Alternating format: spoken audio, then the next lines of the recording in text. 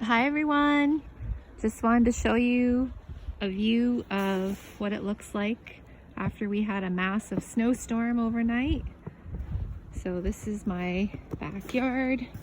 You can see here we had to snow blow to make room for the dogs so they can get out. This is how high it is. You can see my knee. Well, it's almost to the top of my knee, so it's probably like 2 feet roughly of snow. As you can see here, and look at the bird feeder. It's pretty covered. You can't even see the door anymore.